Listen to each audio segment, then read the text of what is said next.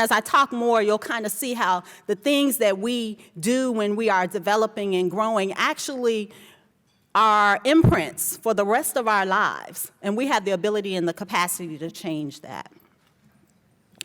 So she did such a great job of telling you everything that I do. I'm just going to highlight that a little bit. I am an OBGYN physician by training. What I do now is mainly sex counseling, sex therapy teaching, and I love that work. It's amazing how many people have issues or problems and really don't have a place to discuss them or address them. So I see individuals and also couples. A lot of them are more mature in age. Some of them are coming in their early 20s, but 30s, 40s, 50s, 60s, 70s, having an awakening and a realization that they want something different out of sexual experiences than what they have been taught along the way. So when I was asked to come here today, I was thinking, how am I going to translate what's my passion and what I do on a daily basis into something that is juicy enough for you to snack on at lunchtime and keep your attention, right? And so what I came up with was this: The Road to Healthy Sexuality, a journey from adolescence to adulthood and beyond, okay? No matter how old you get, who we are starts long before we get to the point of being grown, mature, recognized, having status, able to rent a car without having an extra deposit. You know, all of those things. We develop, and our sexuality develops long before that. I am obligated, first of all, very non-traditional.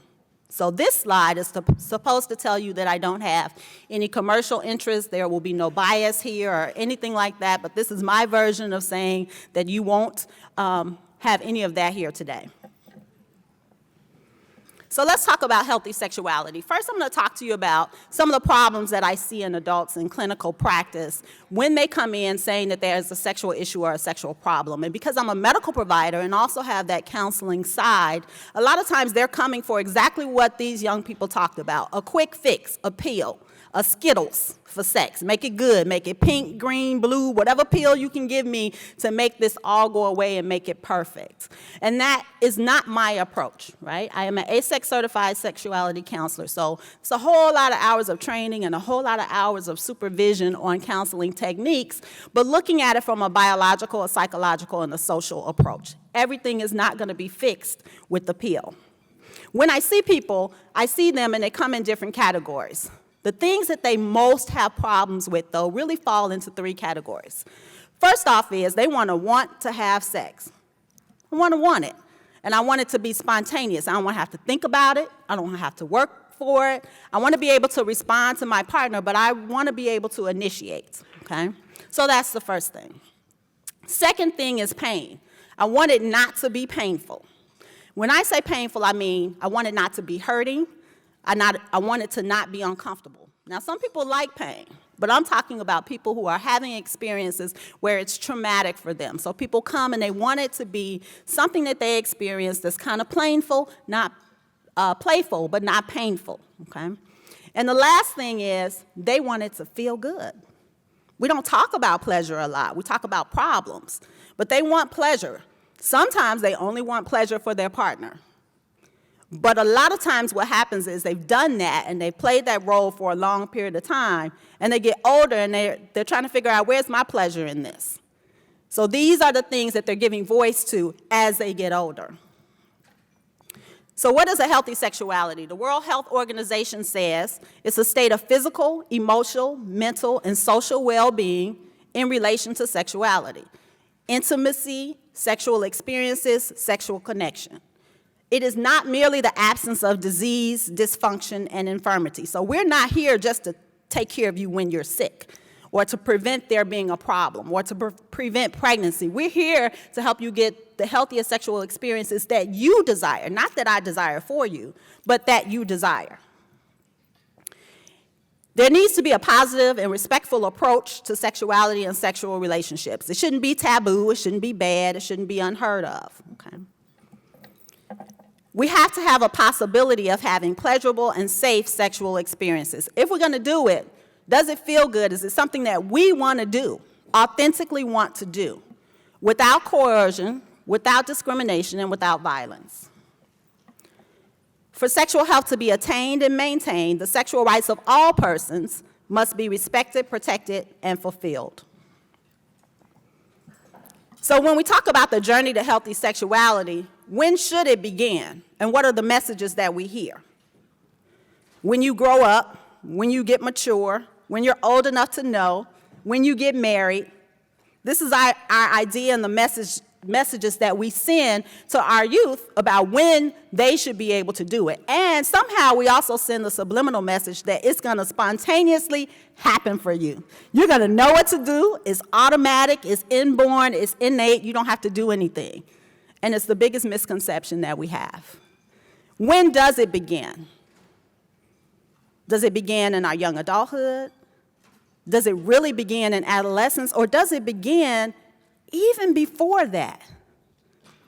And I challenge you to understand that it begins even before that. The imprinting for who we are as sexual beings starts when we first potty train them. And we tell them, don't let anyone touch you there. This is your private. Keep it to yourself. Okay? My name starts with a P, so I have 7 Ps for you. These are the sexual issues and the categories that we see, right, in adulthood that I can link directly to what's happening in adolescence. One is perception. Who are you as a sexual being? Who are you supposed to be? How are you supposed to express it? When are you supposed to express it? So what is the perception? Am I sexy enough? Am I beautiful enough? Preferences and practices, okay? What are your preferences? What do you like? What do you enjoy? What are your practices? What are you actually doing? A lot of problems that we see happen because those things aren't in alignment. You're doing things that you don't want to do, that you don't prefer to do, that you don't like to do, or you feel that you can't be your true and authentic self, okay? That comes from the messages that we get growing up about who we're supposed to be and how we're supposed to show up. Performance. And how am I performing compared to the person that you were with yesterday or last month or last year? How do I hold up compared to the fantasies that you have or the porn that you see? Right? Prevention and safety. How do I keep myself safe? And is safety just preventing pregnancy or just preventing infection? How do I keep myself safe and honor what I feel? Pleasure. Is there a role for pleasure? Right? Why do we have sex? Because it's an obligation? Because we want to get our bills paid? I mean, what are the purposes for having sex? Because we need an escape. We need to numb pain, right? We want sex to be pain-free and playful, spontaneous. I don't want to have to think about it. It just happens. I'm supposed to know what to do because, after all, I'm young. I'm supposed to want to do it all the time. Perhaps you don't, right? Or I shouldn't want to do it anymore because I'm older. So I should have outgrown all of that. We want possibility. We've all heard stories where people come in and they say, well, is that all it's supposed to be? When they are disheartened by what a sexual experience or an encounter has turned out to be for them, without understanding the range of what it can be. We want possibility that what we want to do with our intimate partners is going to be good and enjoyable and something that we want to do, okay? We need to allow these 7 Ps to inform how we educate, counsel, treat our adolescents. That's my challenge. Each one of these should inform our approach to what we're doing. What a tangled web we weave. It's very connected. We try to keep sex very isolated, off to the side, private, personal, right? But everything that we do in life is connected to who we are as sexual beings. These are those same 7 principles, so I put them there. But what are the spiders in this web that we don't pay attention to often, right? Which is what I highlight in practice and what I highlight when I'm counseling couples, okay? What are the other things that you're not paying attention to? Our thoughts and our fantasies. Dreams develop very young, and they continue. Our desires, our beliefs, our religious cultures, right? Our societal norms, These things are things that cause us to reshape or mold or try to fit into boxes, right? And they can be damaging, right? They can be very, very beneficial and helpful for you, but they can be very damaging to your sexual lives. Our roles and our relationships. Who are we supposed to be when we show up? So who we are as sexual beings is linked to who we are when we're developing. And a lot of times we think that that link is closer to when we find out that or when we discover or when we admit that we have a problem. We think that link is there. This is when the problem started, right? But if you look back, the problems usually started many moons before that. Okay? Sometimes these links have to be broken. You can't necessarily just fix it and repair it. Sometimes you have to reframe the thought process behind sexuality. Okay? So I challenge that we shift everything for our adolescents. If we're dealing with adolescents now, we shift everything. And what are we shifting from? Fear-based approach. Don't do that. It's going to be horrible. You shouldn't do that until you're ready. Shaming people into having certain sexual experiences or denying certain sexual experiences. Ridicule, restriction. You can only do this in the context of a relationship with someone that you love and you marry, right? Because what if you don't love them no more, right?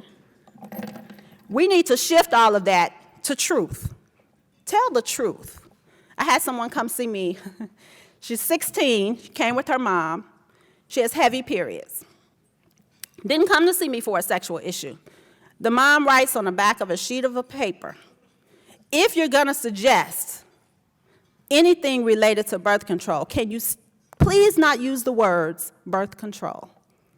Wrote it on a sheet of paper and gave it to me. I said, oh, you don't know what office you came to.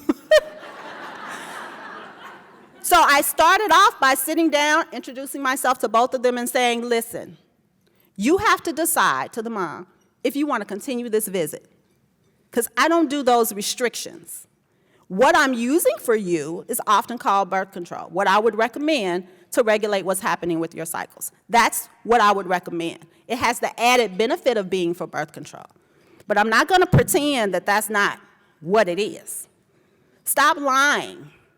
Say the truth.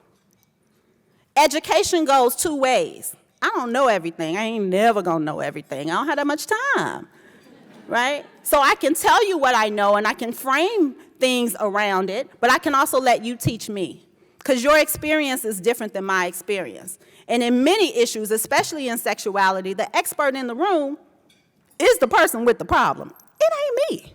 That's not my issue. So education is a two-way street. Honoring experiences. I honor that your sexual experiences, interests, desires are different than mine. I honor mine. I'm not trying to get you to do mine. But I also don't want to belittle what your experiences are. And we need to teach that to our adolescents. There's a variety of people out here, right? Honor every experience. Ownership. Who owns you as a sexual being? We talk about giving ourselves away. Why would we do that? I'm going to give you a little bit of this. How about that? The focus on healthy sexuality should involve education, counseling, direction, guidance, and really, most importantly, holding space for authentic exploration and evolution. I hold space for you to be whoever it is you want to be. That's what I do in the counseling sessions. I'm holding space. I'm not telling you what to do. For whatever it is that you want to do. When we look at it, our focus should be on the purpose of sexuality. And I can't help you or tell you what an issue is if I don't listen, not hear, but listen, really listen closely. Hear and understand what your issue and concern is. And that's how we need to treat our adolescents, okay? People have sex for different reasons. We talked about this already, reproduction. This is what we're taught. You grow up, you have babies. Well, what happens after that? What are the messages you get about having fulfilling sexual experiences that don't have anything to do with children? Is the message that you got about that is only wrong? Out of obligation, I'm married, so I have to. I know I need to. I want to show up and do this for him. What about wanting to do something for you? M2E, I just put means to an end. These are the things that I need to do to keep the things that I have or to get the things that I want. We seldom talk about having sex just for pleasure, and then we get mad or ashamed or embarrassed when somebody says that's what they do. Consent. I like to talk about the concept of opting in versus opting out. Opting out is no. But the assumption is that I always have to be ready. Like the assumption is it's a go unless I opt out. So we need to teach our adolescents to opt in. Your yes is more important than your no. I have the ability to say, yes, this is what I want. I don't have to be imprisoned by your assumption that this is something that should or shouldn't happen. Ownership. Self-directed and self-selected ownership of your sexuality. When do you own it? We talked about giving it away, right? This is something that is your duty or your obligation to do. When you're kids, your parents, they pretend to give you ownership because they say, this is your body, don't let anyone touch it, don't sit on Uncle so-and-so's lap, don't sit on auntie, kiss this person, don't touch that person. They tell you who you can be in any intimate contact with. And they say they do it for your safety. So we think that we own our bodies at that very young age. But the truth is they own them because they've told us that. And then when we're at adolescence, they say, don't do anything at all. That's for marriage. That's for when you get older. This is what you need to do, right? So now we've pushed it out to mature adulthood. And this is when you have your sexuality, but it's all in relation to somebody else. What points in there have we been able to own our own sexuality? We go from our parents to adulthood. Where do we get to say, this is mine? And so a lot of what we see that we see as revolution is really people just owning their own sexuality way sooner than we have done in the past. Broader definitions of sexuality, right?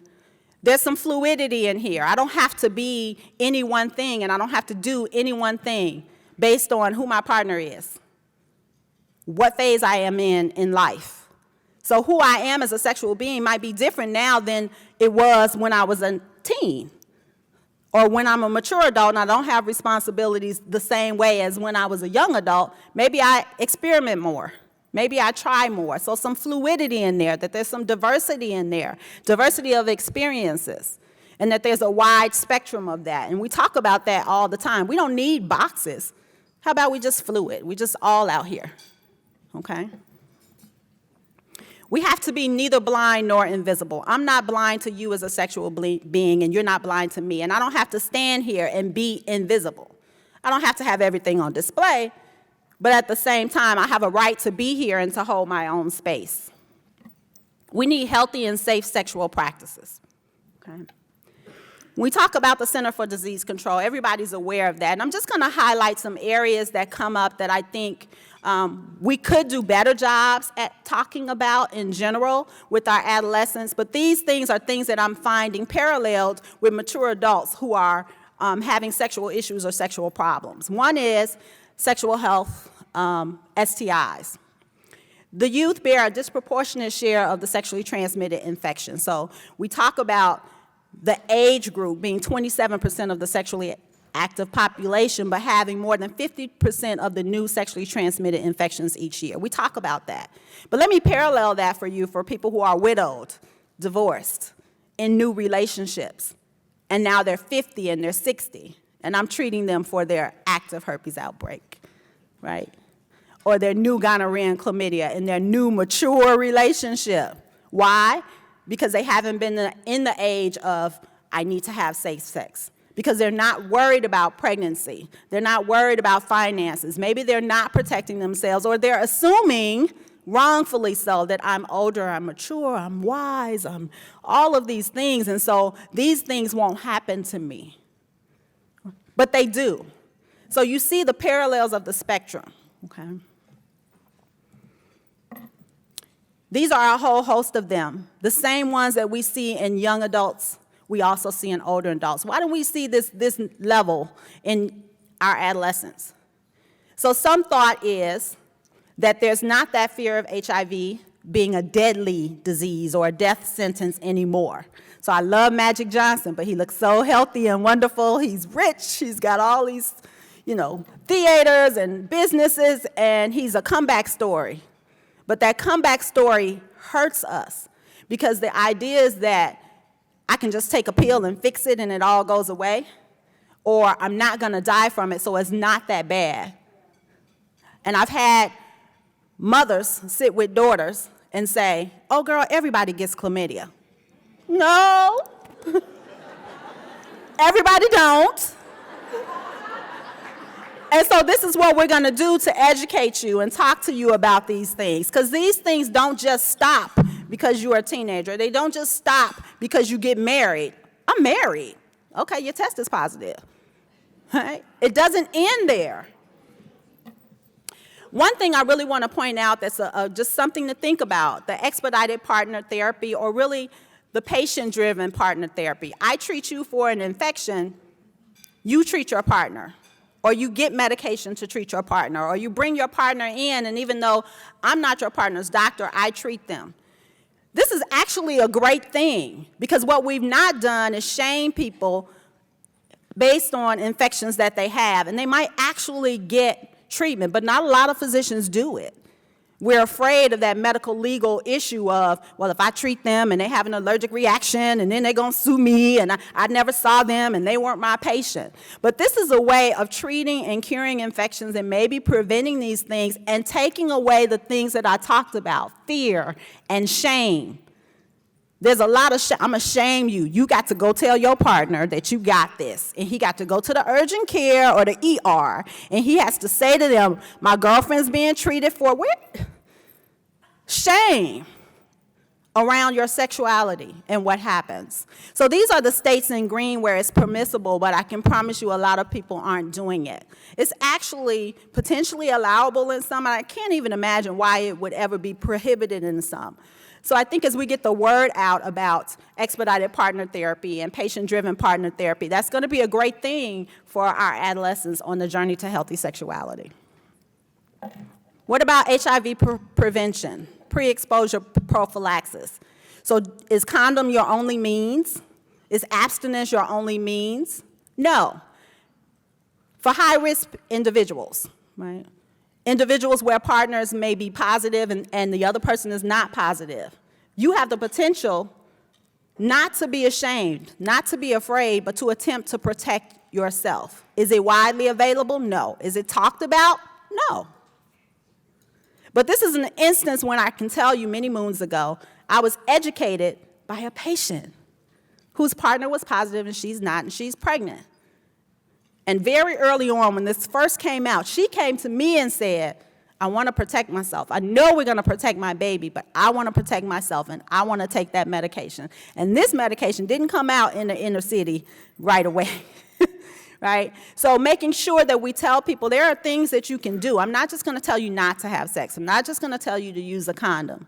I'm going to tell you to be safe, and I'm going to give you strategies for safety, and then I'm going to talk to you about some of those strategies. And this is a big one that we should all be aware of. What about HPV? HPV, or human papillomavirus, a virus associated with cervical cancers, but cancers of the vagina, the vulva, the penis, rectal cancers, oropharyngeal cancers. We talk about it a lot now. This has been around 1,000 years. I can tell you when I first came out in practice in 1997, I never said the word HPV to anybody, although I might have said abnormal pap smears. It was too much work to tell you about that boogeyman virus you had no notice of that has somehow attacked your body. It was too much work. So I'm very proud of the work that we have done collectively to talk about it and bring it to the forefront, right? Where I'm not so happy, everybody's seen a commercial where the teenagers and the kids are saying, Mom, did you know I could get this? Why didn't you tell me about HPV? Why didn't you tell me about the vaccine? I love it, but I hate that commercial because it takes adolescents and puts them in an adversarial position with their parents when they're already in that position, right, of having to choose. But if we teach ownership, then they'll be able to choose, okay? Sexual violence. We talk about domestic violence all the time, but what about sex trafficking and noticing that? Commercial benefit from sexual experiences by threat, We talk about human trafficking, but we don't really talk about sex trafficking. So I saw someone last week who told me the story right here in Detroit of being in West Bloomfield in an upper-class environment, upper-class family, faith-based family, and in love with a boy in her high school. He was her trafficker. He had one encounter with her. She had an encounter with 4 of his friends, and then he told her every night, you need to come out and you need to do this with whoever I tell you to do. And she did it for 2 years before she got away. She showed up downtown at a diner, and someone said, are you okay? She said yes, because she didn't know she was really being trafficked. She didn't identify as that. And they asked her again, and she said no. So being aware to ask those questions when they don't show up, when they're drug addicted, when they're not at school, when their performance and their behavior changes. Okay. Love is love. There's a diversity of sexuality, intimacy, and sexual experiences. Love is love. And that's what we all want, however we define it for ourselves. So here's our call to action. We need healthy behaviors. We need to foster safe homes and neighborhoods. Sometimes your help is outside of your home. That's what they said, and it is. We need open, true, authentic communication. We need to identify and address vulnerabilities, weak spots. People who are prone for sexual trafficking tend to be our adolescents who are afraid to speak up, afraid to have a voice. We need to educate and be educated, and allow ourselves to be educated by the people that we are serving. We need to screen for abuse, substance abuse, depression, suicide, anxiety. We need crisis places and safe spaces, both. This is where you go when you have a big problem. This is how you keep yourself in a place that is safe. Here's our take-home point. I just want you to look at this for 2 seconds. I promise I have 3 slides.